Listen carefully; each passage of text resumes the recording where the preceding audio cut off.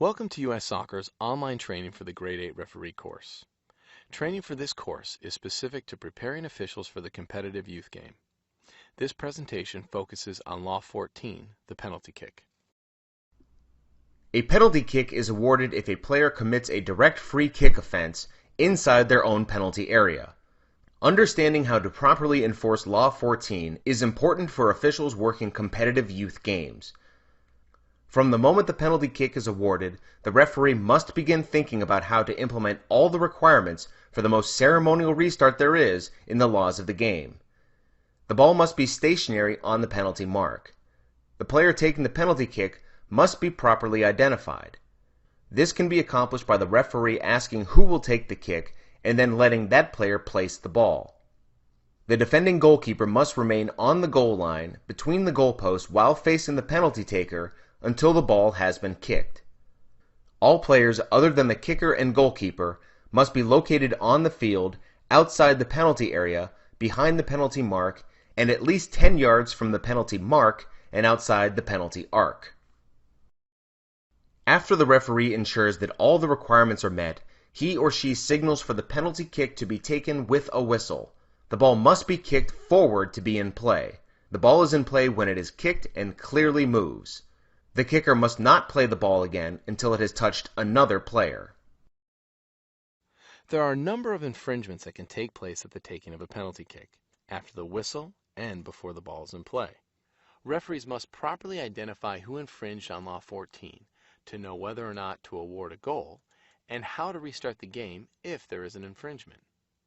When an infringement has been committed, the referee should allow the kick to take place. Depending on who the infringement was committed by, the outcome of the kick will determine the restart. If, after the penalty kick has been taken, the kicker touches the ball again before it has touched another player, an indirect free kick is awarded to the opposing team. Unless the kicker plays the ball with their hands, then a direct free kick will be awarded to the opposing team. If the ball is touched by an outside agent as it moves forward, the penalty kick is retaken. Feinting in the run-up to take a penalty kick to confuse opponents is permitted by the laws of the game, provided the referee does not deem the action excessive or a delay of the restart of play. However, feinting to kick the ball once the player has completed his or her run-up is considered an infringement of Law 14 and an act of unsporting behavior for which the player must be cautioned. If the ball bursts or becomes defective during a penalty kick before it touches any player or the goalpost or crossbar, then the penalty kick should be retaken. If the ball bursts or becomes defective during a penalty kick after it touches any player or the goalpost or the crossbar, then a drop ball should be used to restart play. If the ball becomes defective after making contact with the goal frame and then crosses the goal line, the goal counts. Additional time is allowed for a penalty kick to be taken and completed at the end of each half of the match or extra time. The penalty kick is completed when the ball stops moving, goes out of play, or the referee stops play for any infringements of the laws of the game.